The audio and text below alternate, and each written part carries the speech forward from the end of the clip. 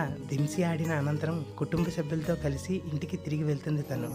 అక్కడున్న పాపని ఎత్తుకుంది. పిన్ని నాకు బొమ్మలు కొనవా అన్నది తను. మరొకరు నన్ను జైంట్ వీల్ ఎక్కించా అన్నారు. నాకు గన్ కావాలని ఇంకొక బాబు అడిగారు.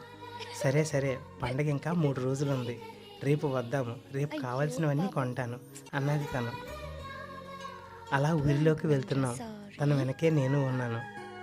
ఊరిలోకి వెళ్ళేసరికి ఆ బుజ్జి పాపకి దూరం నుంచి హాయ్ హాయ్ అని 2 సార్లు చెప్పా. హాయ్ చెప్తే నన్ను చూసిన ఆ బుజ్జి పాప తనకు చూపెడుతూ ఎవరో ఉన్నారని నా వైపు వేలెత్తి చూపెట్టింది.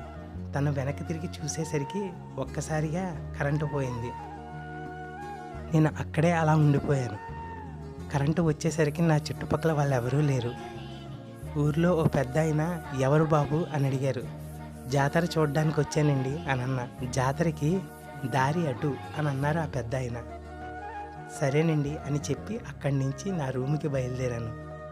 ఈరోజు నా జీవితంలో చాలానే జరిగాయి అనుకుంటూ రూమ్కి చేరుకునే వరకు నా జీవితం వేరే, తినను చూసిన తర్వాత నా జీవితం వేరేలా ఉంది. అసలు కళ నిజమా, ఏమిటి మార్పు నాలో? రేపు నేను తనతో ఎలాగైనా మాట్లాడాలి. అమ్మ మోదకొండమ్మ, నీ దయ నాపై ఉండేటట్టు చేయి తల్లి అంటూ అలా నిద్రలోకి జారుకున్నా.